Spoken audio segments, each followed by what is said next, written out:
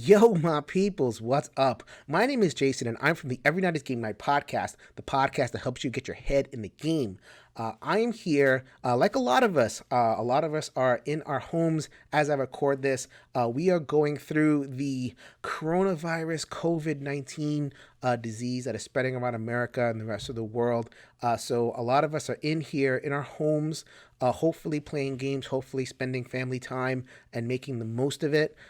So here, since I'm a content creator, I wanted to put something out there into the world, and I wanted to try video. I'm not normally a video guy, and as you will, as you can see from the videos that I'm about to show, not exactly a world class setup over here. But I wanted to do something with a little bit of extra resonance, a little bit of extra outreach, because a couple of reasons. Number one, I have you guys on my heart right now.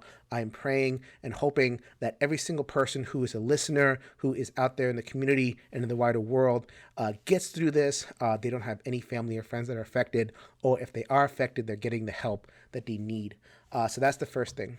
Second thing is, because a lot of people are in their homes and they're playing games. Hopefully, they're playing games with their loved ones, or they're playing games solo. I'm a huge solo gaming fan, so ain't nothing wrong with that, especially nowadays. So one of my favorite games, in fact, the favorite game, my number one favorite game of all time, my number one family of favorite games, is being discovered by so many people nowadays. It is Pandemic. So Pandemic has so many different varieties. I've played every single one of them. I've reviewed every single one of them on my channel and talked about them in different other channels. But a lot of people are discovering it for the first time, and maybe, just maybe, they could use a guide.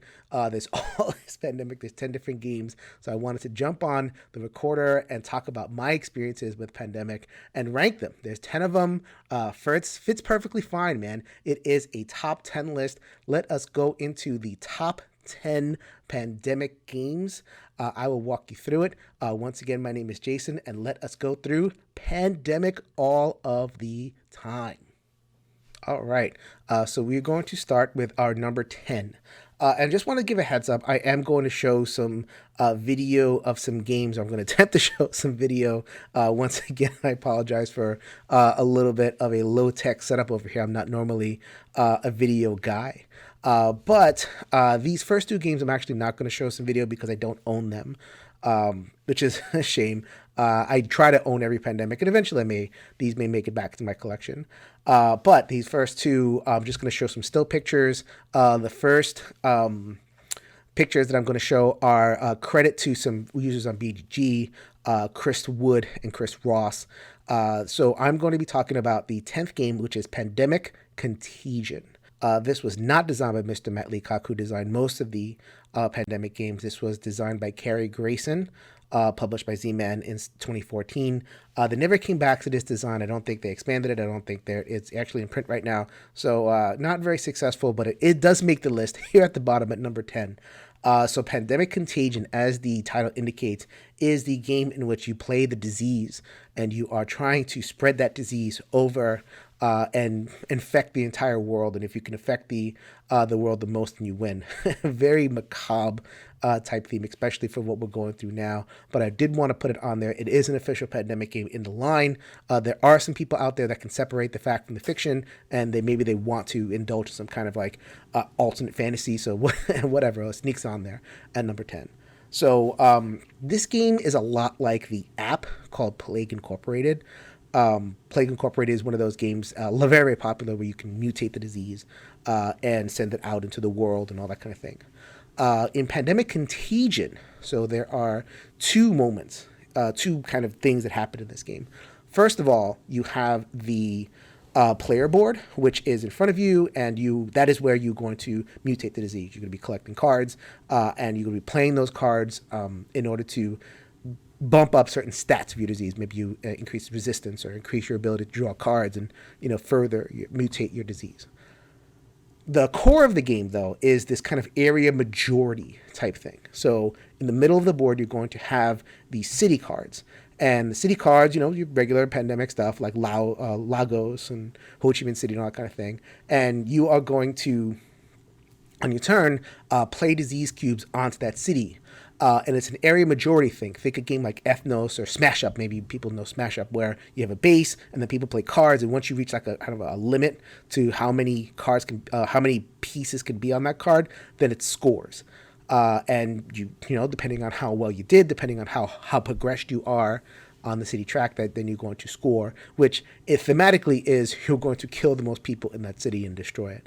Once again, this is a game for people who can separate fact from fiction and just want to live in an alternate space. I'm not one of those people, so it's definitely on the bottom of my list. I'd much rather save the world and keep people safe. I'm a big teddy bear after all. And I think some other games, I think it's a fine game. I think that there's nothing wrong with it. I think that I'm not an area majority type of guy. I don't like Ethnos whatsoever. I find Smash Up a little bit frustrating. I'm sure there's all sorts of other games that are area majority there. But in terms of an actual mechanical experience, I feel like it works. So that's about all I'm going to say about that. So that is the number 10 pandemic game, Pandemic Contagion. All right, now it is time for our number 9 pandemic game, which is Pandemic Rapid Response. Don't own this game either, so I can't show you the box, but I can tell you this game was designed by Kane Klenko. Came out last year as a Target exclusive, and then came out in wider release shortly thereafter. Going to show you some pictures.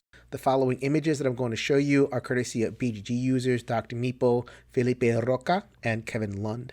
So this is the real-time dice rolling variant of Pandemic. If you know Kane Klenko, he's done a couple of real-time dice rollers, the best of which is a game called Fuse.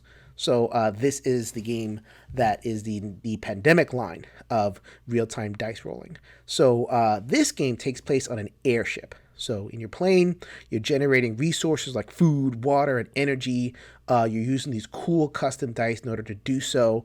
And then as you go through the game, you are going to be generating them fast. That's the real-time portion. You're going to be rolling, relay race style. So you roll and then you pass it off. And once you're done, the next person rolls and everybody's going to be rolling through, taking as many turns as possible until the sand timer or... if you're like me and you just kind of aghast at sand timers, you're just going to use an app or a timer or something like that. So along the way, what you're going to be doing, aside from gathering these resources and then flying them to the different areas around the board, depending on what is needed, crisis cards kind of tell you what you need. You're also going to be generating weight. So depending on what you roll, you'll be generating ways to be advancing a track, basically. And that creates the short-term, long-term tension in this game of Pandemic. So we're at the first cooperative game. Pandemic Contagion was a competitive game. This one is cooperative. And one of the kind of secret sauce moments that make a cooperative game good is that tension between short-term goals and long-term goals that you're trying to achieve to win the game. So in this game, the long-term goals are really good. You have your plane and the plane's moving around the board and going to the places, delivering supplies, trying to get that done as much as possible. So what's looming and trying to pull you in that short-term direction is that trash track. So the track is just going to progress, and if someone has to go there, basically kind of punt their turn, reduce the trash track. I'm explaining it and I'm remembering my plays and I'm thinking to myself, man, this is a pretty good dice game, but it's a pandemic game, so I kind of hold it to a higher standard, and I like every single version of that kind of push-pull. And the basic game is, there's the diseases, but then there's the cures. Here, it's, saving people and delivering supplies versus managing trash. Plus, it's just a track. Its account doesn't really do anything like the spreading and the exploding or anything. It's just a track you kind of move up and down. I know I'm kind of hammering that, but it really is. That's kind of to me, the secret sauce of what makes a pandemic game go is that tension. And wasn't satisfied by the immersion that was provided there. Also, but I did like the relay race aspect to it. One person's relaying, but then the other people around the table can kind of manage the turn. So you roll however many water, and then other people can kind of put the the dice down, or they can, manage the tokens where they have to go. So that part is pretty cool. I kind of like the relay race aspect of it. And there is a lot to like here. I mean, this is not a bad game at all. I mean, this is a very, very solid game. I gave it a 7 out of 10. It happens to land on my number 9. Eventually, I think I'll, if it kind of floats my way, it'll kind of make it into my collection. Just wasn't quite the keeper, at least this time around. But it's a solid game. Dice rolling fun, really, really quick. Not the best dice rolling Pandemic game. That one is coming up later. But this one is Pandemic Rapid Response. All right, we are counting up to number 8, Pandemic Game, a discrete game in the Pandemic line, the Pandemic universe of games. Now we're at games. I own all of these games. I play all these games. In fact, I've played every single one of the top 8 games recently. Which is, I can tell you how much I love Pandemic and how much time I have thanks to this little quarantine shutdown thing. But game number 8, I have it right here. I'm happy to show it to you. It is Pandemic Reign of Cthulhu. This one was designed by Matt Leacock and Chuck Yeager. This one I do have video for, so let's go to the videotape. All right, so this is Pandemic Reign of Cthulhu. So as opposed to those first 2 games where they kind of change things up a lot from the basic Pandemic formula, this one is basically Pandemic. You got the board, you got your cards, you got your cities and all that kind of stuff. You also have your good guys, which in this game are investigators, and they're going to go around from spot to spot and try to defeat the evil that is spreading all over the land. In this game, the evil are represented by cultists. The cultists, their job is to try to summon the evil one. So you got Yig, you got a Haster. This is kind of progressive old gods which are being summoned. And eventually you're going to get to Cthulhu. If you make it all the way to Cthulhu, you're going to die. So you also have to deal with these Shoggoth monsters, and I'll zoom in on these guys in a little bit. The Shoggoth monsters are extra threats which are going to be walking around from place to place. They are seeking out this gate. If they hit the gate, they're going to continue to progress the old god track. This game is probably more like an adventure game than any of the other games, and I'd say for that reason that this one is a little bit more tuned to get non-gamers into it. It's very adventurous. It's very kind of open-ended and fun.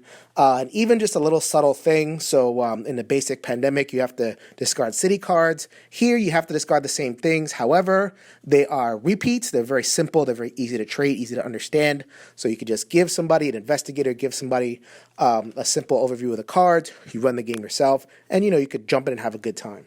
Being an adventure game, it's a little bit more random. So when you do get some of these things kind of pile up in a way where all of a sudden you get one of these things, it summons right on top of the gate, and boom, you are way behind the 8 ball in a way that might not happen as often in a basic Pandemic game. So that could be a little bit frustrating.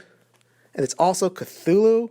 I mean, how much Cthulhu do people need in their lives?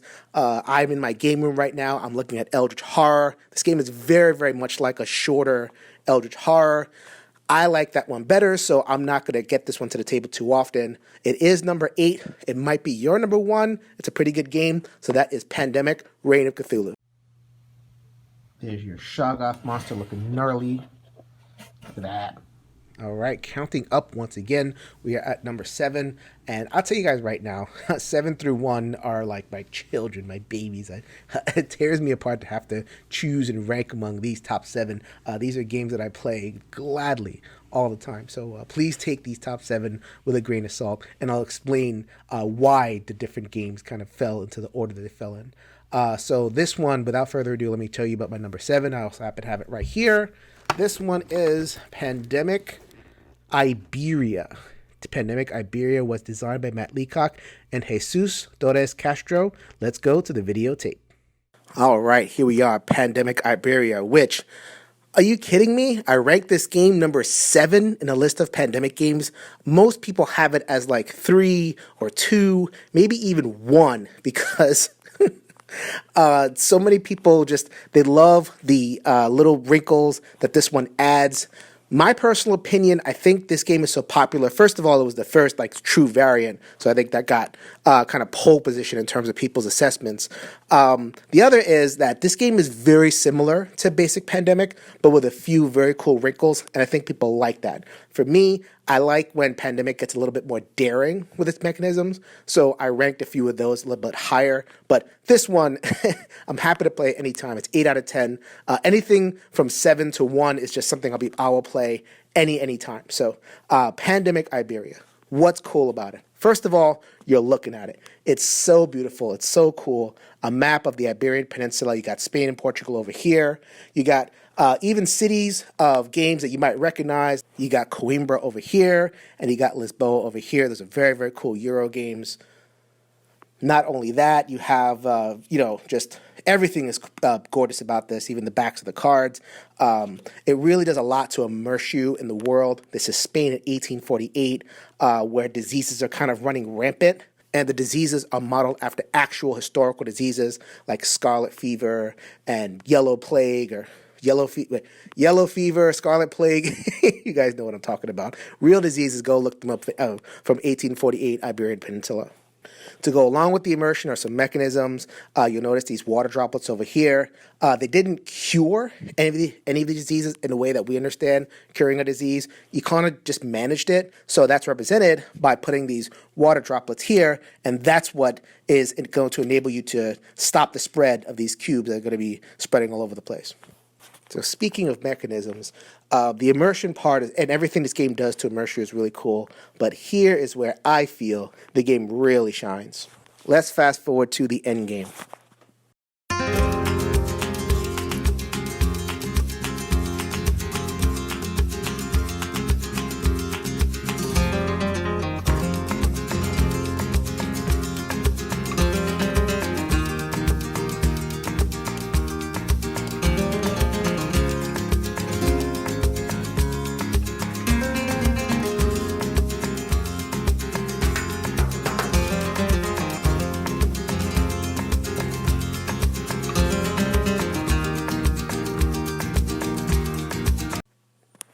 All right, so like any game of Pandemic, there's more cubes, there's more, you're closer to disaster. But in this one, you have an action, which is to lay down some of these these railway things over here. And where in the beginning, you're very limited in your movements. By the end, look what you can do. You can follow a track, and that is one move. So before, you're going like this, thinking little moves. Now you can go over here, you're treating over here. Oh, sorry about that. And then you could go down over here and treat this thing over here. You could really feel like a superhero, which kind of not appropriate thematically for 1848, but who cares? It's so much fun. This is a movement puzzle par excellence. I think when it comes to later Pandemic expansions, in the base game as well, but especially in the expansions, the idea is that Pandemic becomes a movement puzzle and it mixes up the variety of movement puzzle. In this one, you get to build your own movement, which is great. I love that about this game, and I'm betting that's what a lot of people love about it as well. Here are a few examples of those real-life diseases I was talking about, and a variant which I absolutely recommend is to shuffle in one or more of these to basically add a little bit more flavor. You can also add a variant where the cubes move around, they go to hospitals. Really a lot to like in this one. Really, really great package. I would not argue with anybody who wants to put this 1 or 2 or 3. It happens to be my 7. Hopefully I've given you guys my reasons why, but I love it. This is Pandemic Iberia. All right, it is time for our number 6 Pandemic variant, Pandemic game in the Pandemic line, and it is Pandemic Legacy Season 2. So Pandemic Legacy Season 2 is not a game that I own and not a game that I can show you, but I do have one little friend over here who can show you his little collection of Pandemic Legacy games. Hey, check it out. It is my nephew, my little guy, Abraham Byrne. So Abe, this is past Uncle Jason telling you, you must go play Pandemic Legacy with your father when the time is right. All right, let me chat about Pandemic Legacy Season 2 with the assistance of a still picture from BGG, user Nuke Morningstar. So in Pandemic Legacy Season 1, it was basically Pandemic and then a bunch of stuff happened. So 2 fast forwards the whole story. And all the apocalypse has happened and diseases have kind of spread and, destroyed the land. And this is kind of a post-apocalypse scenario. And as you can see from the board, The area starts off, the time starts off, and you don't know a lot, you don't have a lot of information, and it's pretty clear that over the course of the game, you're going to be opening boxes, opening stickers, and filling out the different areas of the world. So that one, you see the Atlantic Ocean right there. And that's about it in terms of spoilers that I can give you. So I can't really say too much. It's hard to kind of just give a little bit of soundbite for a legacy game, but this is what I'll say. So Pandemic Legacy Season 1 shot up to the top of the charts. Number 1 in BGG for, however long until Gloomhaven dethroned it. Still number 2 or something like that. Legacy Season 2 did not hit as hard. Why not? A couple of reasons. I think the biggest one was that Rob Daviau and Matt Leacock, who are the designers in this game, decided to take Pandemic Legacy Season 2 in a very different direction. They changed a lot of the meta. So, in usual Pandemic, you have disease cubes that pop on the board. In this game, you have supplies that just slowly disappear from the board. So you just kind of like flipping things. Cubes on the board in this game is good. At least brown cubes, or gray cubes anyway. Those are good, and you don't want those disappearing. So just that that little thing right there, and that's not a spoiler. That's in the game 0 that the game suggests that you play before you start. So that's just one little way in which they kind of give you an idea that they're going to do something a lot different, and there is a lot of more that happens throughout the game. So is that awesome for people? Not so much. This game mechanically and story wise was very, very open-ended. I know from some of the reviewers they kind of got lost in the story. I think some of the story is kind of told through the flavor text and not through the mechanisms, which means that you get to miss a lot. And if you kind of go down the wrong corridor, then you could really bone your game. You hear a lot of people, they kind of got messed up in that first quarter, first third, March, April. Losing their faces off there because they didn't get the clue of what to follow. Our group definitely ran into that. And I don't really know, maybe because I played on Skype, how much I remember that story. As a matter of fact, I don't know if I remember too much of that story at all at this point. However, I remember having fun. I remember certain moments, even if I don't remember the story, I remember the moments.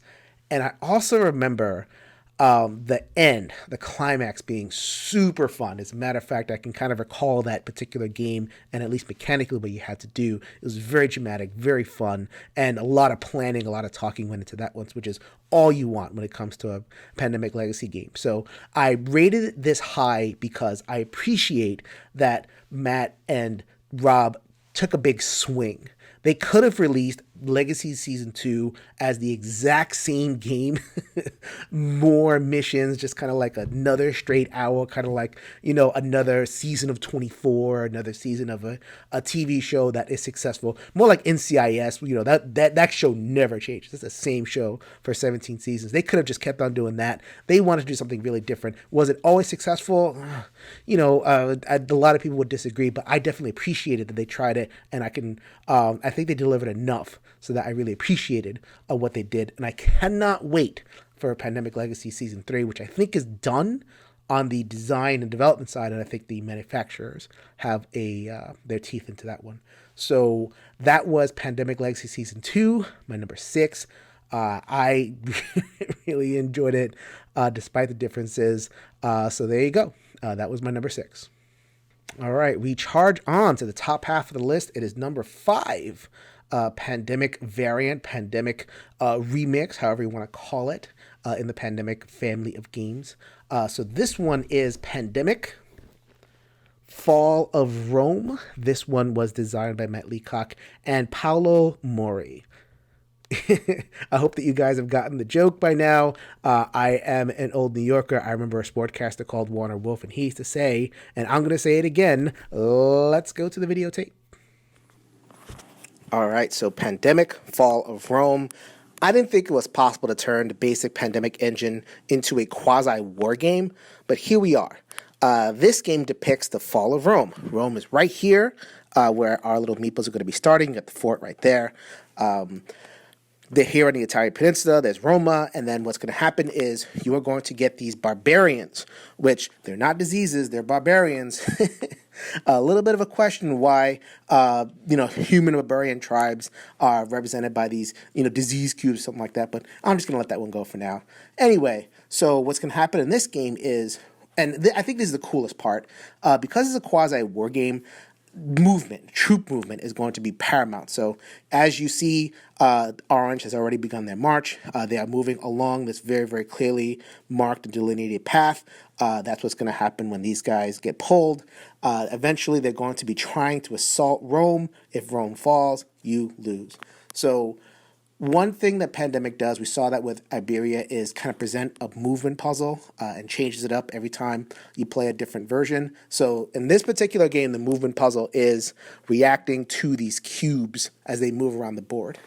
Not only that, and this is where you get into the strategy of the game, which is so good. What you're going to be doing is, first of all, you like to do like in Pandemic, you're going to be collecting cards and discarding them in order to quote unquote cure the disease. But in this case, cure the disease is make a treaty with the barbarians. So if you decide you want to make a treaty with the orange guys over here, all of a sudden you can start to recruit them on your side and they become your legions, which is pretty cool.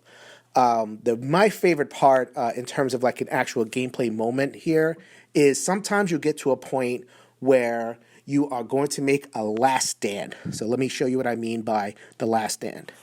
All right, so I mentioned before about quote-unquote last stands. Just to explain very quickly how regular combat works, you're going to be taking your meeple, and you're going to be taking maybe one or two of these dudes, and then you're going to be confronting each of the cubes, and you're going to be rolling these dice. I know, Pandemic with dice, that's crazy. A lot of people weren't into that. The dice are custom, they're weighted. You mostly are going to be able to do your thing, but sometimes every once in a while you'll roll the little guy over here, which means your guy dies. But for the most part, it's okay. So that's pretty cool. You get to run around the board doing that. My favorite part, especially, as you get to later to the end game, is you eventually going to be able to get your squad up and you're going to identify choke points on the board. And there's a few. So they're basically kind of where the spawn points happen. There's also one over here. But what you're going to be doing is as the rounds go, there are going to be more and more waves of barbarians coming in, and then you're going to have these guys over here, and they're just going to be combat every round. So, these guys are going to die. They're going to move around. And eventually, you're going to have like one guy, this is Sparta, and holding out, and you're going to be going around trying to get the cards and get your cures, quote unquote, your treaties done, while these little choke points are hopefully holding out. So like that's just a little moment, but it's exemplary of what kind of experience this thing generates. I think it's just really, really amazing. So there you go. A lot of fun to be had. Very, very different from your basic Pandemic game, but to me, adds some really, really cool features. Not for everybody, but definitely for me. Historical flavor, just all over the place. Love this game. Can't wait to play it again. It is Pandemic Fall of Rome, my number 5. We charge up the list. We are now hit number 4. Pandemic game, Pandemic variant, Pandemic product in the Pandemic line. How many times can I say the word pandemic in one breath? But this one is number 4. A little bit of a surprise, and I'll explain in a minute why I named this one number 4. This is Pandemic The Cure. Pandemic the dice game, which some people know it as. This one was designed by Matt Leacock. I believe that Tom Lehman had a hand in at least developing this game, and definitely his name is on the expansion. So let's go to the videotape and check out why Pandemic The Cure is my number 4. All right, welcome to Pandemic The Cure. What are you talking about? Number 4? This game came out a couple of years ago. It was expanded once and kind of forgotten. I'm not sure. I'm seeing a clamor for this thing to be reprinted. However, and it's not my favorite Pandemic. I think I'd rather play any of the historical Pandemics personally over Pandemic The Cure. However, I have to really say that this one is, I think, by far the most exciting, just kind of viscerally exciting, even more exciting than Pandemic Reign of Cthulhu, just in terms of, going around, saving the world, rolling dice, such an underrated thing, that tactile feeling that, I'm going to risk it all and whatever I'm doing. This one delivers such a great punch. So what are you doing in this game? So you're doing basic Pandemic stuff. You're kind of, going all over the place and, doing your things, but you're doing it with custom dice, which are the things I'm going to show here. Let me go ahead and zoom in on that. All right, so as you can see, I have the first edition with the card that looks like a little ID tag. I kind of want the second edition because the expansion has the regular cards, but what are you going to do? So this is a action selection game where you're going to roll dice, and the dice are going to tell you what you can do. So you have sorry about that little guy, contingency planner. So you can fly, the little airplane over there. You can treat, which is the needle. If you look at the board, all of those dice over there, you can either put the dice from the world into the containment center in the middle, or you could take the dice from the containment center and put them into the bag, which is basically taking them out of the game. Definitely going to want to do that. Or in order to progress the game to the end, you're going to use the bottle. The bottle, you get to trap some of the dice. And I think this may be where people have a few problems, is you can't just cure a thing. You have to roll for it. So you have to collect enough dice to give yourself enough odds, roll high 5s and 6s in order to be able to cure anything in this game. A little bit frustrating, but again, fun, tense. Everything that you get when it comes to a dice game.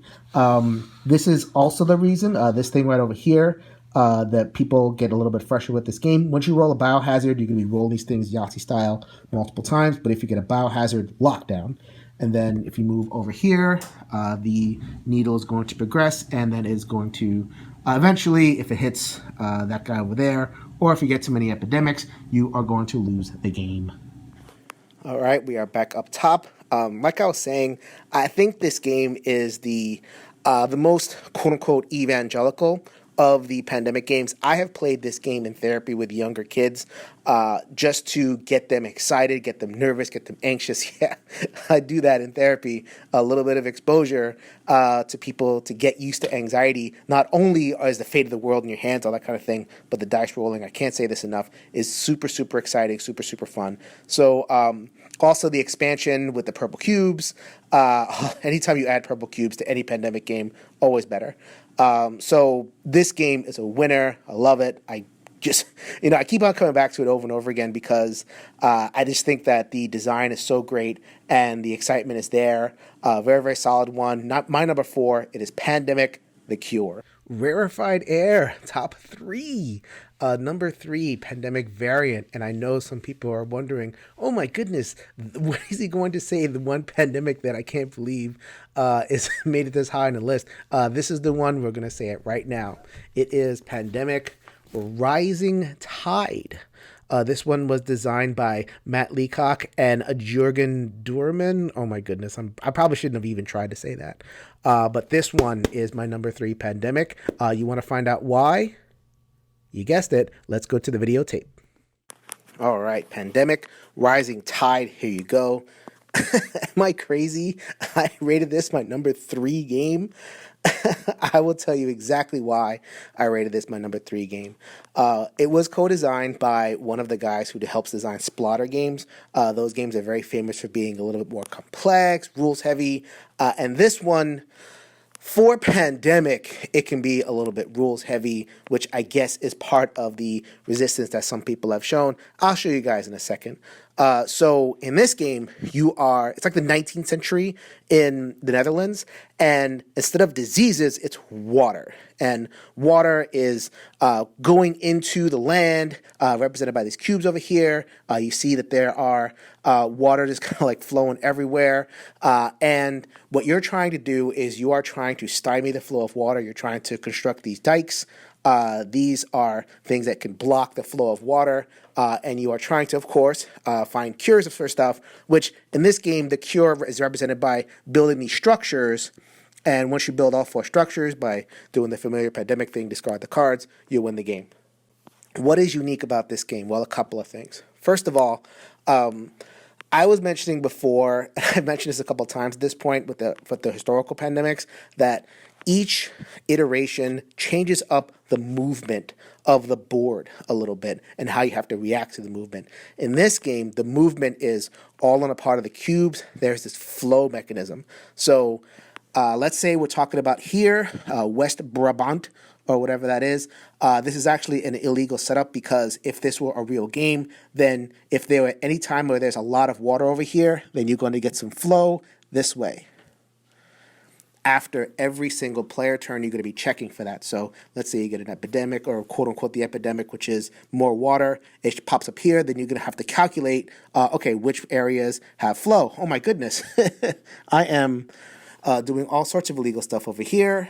You have the water cubes is going to flow into here. And then a good thing there's a water cube over here. So you see 3, then 2, then 1, the flow. You have to kind of look for that every single turn, which is, you know, a lot of times when you play Pandemic, you just want to kind of add your cubes and go. There's that extra step where you have to add your cubes and then look, where's the water flowing.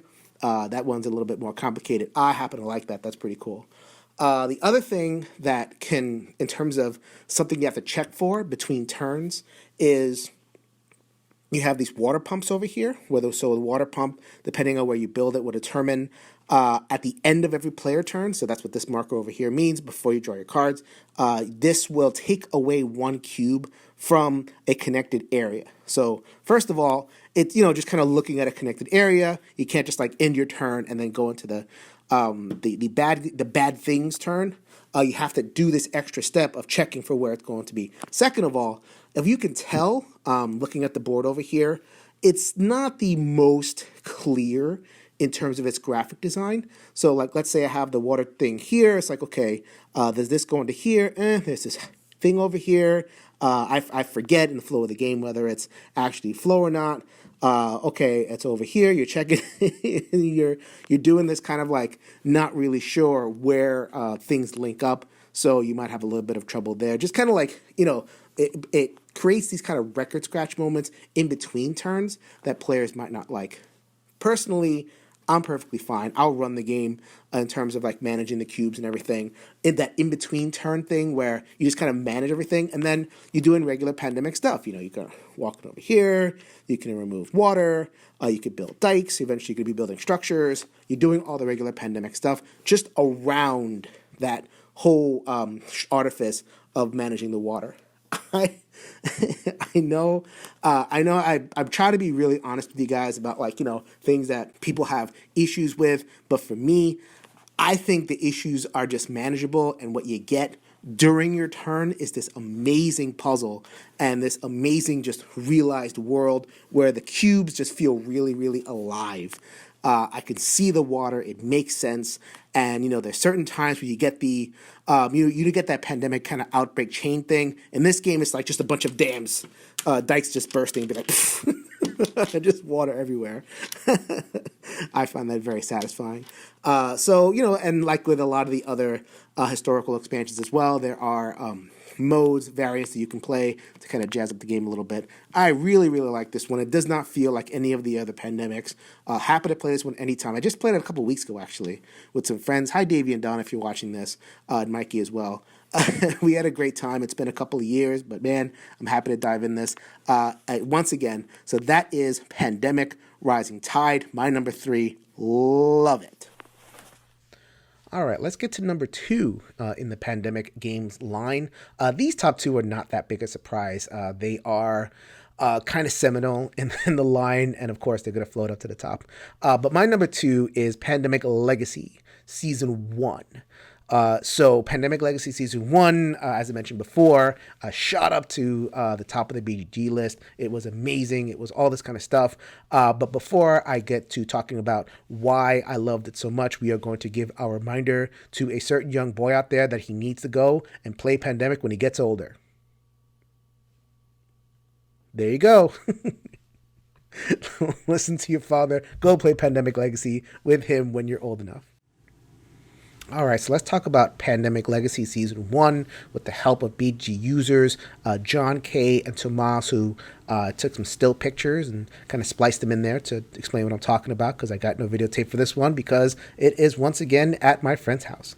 So this game takes the Pandemic engine and gives you a campaign. And not only gives you a campaign, not only gives you 12 months, possibly 24 games of excitement and story and twists and turns, it added that legacy component, which to me, legacy is a campaign game, but that adds two different dimensions to heighten the tension and the excitement. First of all, there is the boxes. So the boxes, every single time you hit a kind of tripwire, whether during the game or between sessions, you would read some sort of flavor text, and you'd open the box, and then boom, there you go. And I'm familiar with the psychology of opening boxes. It's actually an underrated part of the excitement of anything. I mean, there's this kind of mini dopamine rush that hits whenever you kind of encounter something new. It goes, ooh. I mean, I just think back to when I was a kid, and one of the most exciting parts of getting like a video game was opening the shrink wrap. And opening that box and seeing the cartridge inside. And I hadn't even played the game yet. I might not have had a chance to play it for hours, but I was still excited by opening the box. So they definitely trade on that in the legacy format, is give you those boxes to open. And then, of course, it creates that sense of permanence. So the permanence of putting on the stickers and, yes, tearing up the cards. We were good about that in our group. We didn't shy away from that. We definitely tore up some cards.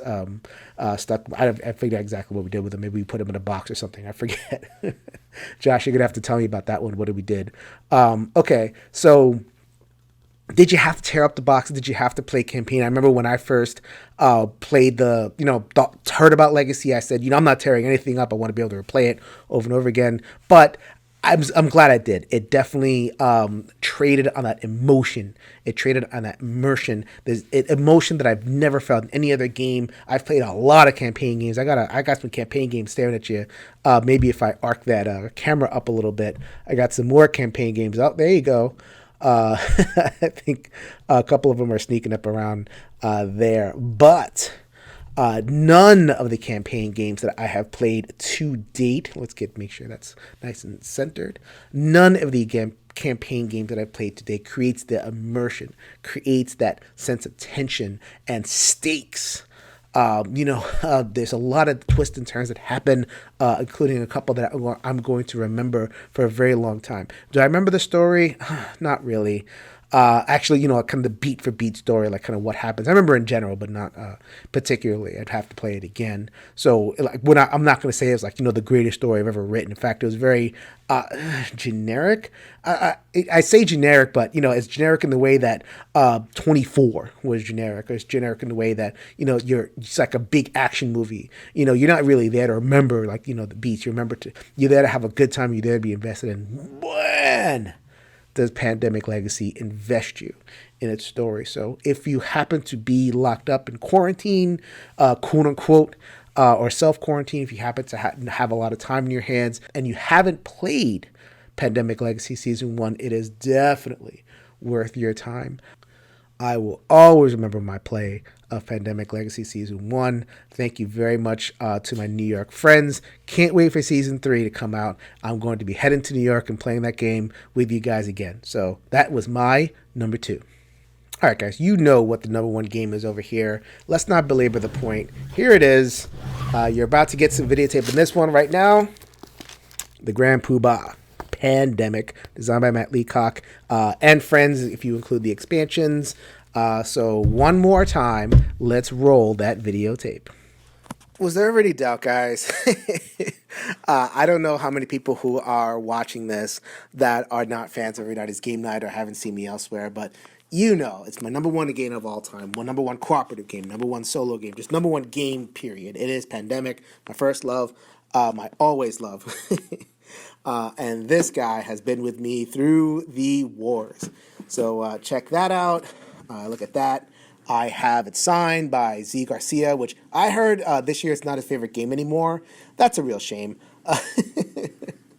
But at least it's a high up there for him. And I got a chance to play with him at a local event, which was definitely a bucket list thing of mine. And check it out. Got to get inventive a little bit. There's a little bit of box pop but I have all 3 expansions jammed in there, just ready to go anytime I can get anyone, or just myself, to get a little Pandemic on the table. All right, let's get this thing laid out. Let's give the king his due. And get this game laid out here just so we could show you. I don't think I have to explain too much about this. You know, you have your guys, they're going to run around, they're going to cure diseases, they're going to be pulling cards and, trying to get those cures, which I think I have this from one of the expansions, these guys, which are, really, really fun, better than tokens. I think the In the Lab expansion. So what do I love about Pandemic so much? Like, just basic Pandemic. I mean, I don't play basic Pandemic all that often, I have to admit. It's basic, right? It's basically more of a game engine than an actual game itself at this point, because there's been so many iterations, so many expansions.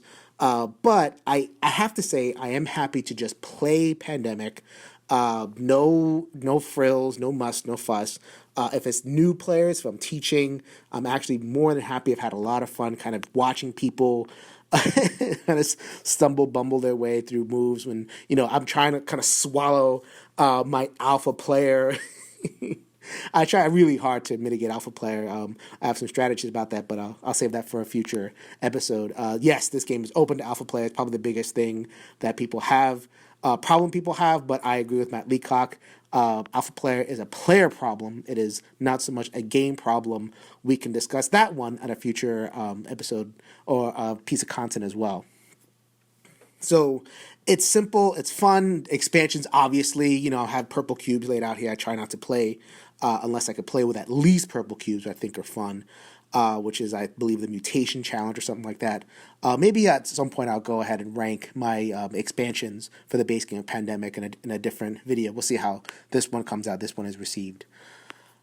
I think also this is a game is such a good theme receptacle. It's so simple. It's very abstract in a way, but I feel like you can kind of impute a lot of different themes, as we've seen with all the different pandemics, and also just kind of like little moments in this game. So let's say I have some lots of disease that is kind of running around over here, and I'm going through the Middle East, and I'm cleansing the land, and I'm taking care of disease and all that kind of thing. Who did that? Who walked around the Middle East and was curing things? I got that from Z Garcia. He called it the Jesus Walk, where he would just kind of like clean, a whole section of land and make sure everybody was okay. So, just little moments like that are very cool. And also, I've gone through the entire video. I haven't really mentioned the whole COVID-19 coronavirus thing. Hopefully it hasn't gotten too bad by the time you see this video. Definitely, shout out to you guys, praying for every single person who's watching this. But I have to say, I didn't realize that that's actually how pandemics, diseases spread. How the infection deck does it, where it's like, okay, you have diseases, you're working on them, and all of a sudden, oh my God, Khartoum has just exploded with disease, which is kind of what happened in real life, right? It started in China, in the Wuhan province, and then all of a sudden you hear about it in Iran and in Italy. And it's like, what happened over here? It's definitely representing like people not even knowing they're carrying it, just kind of like, they go a place and all of a sudden it spreads.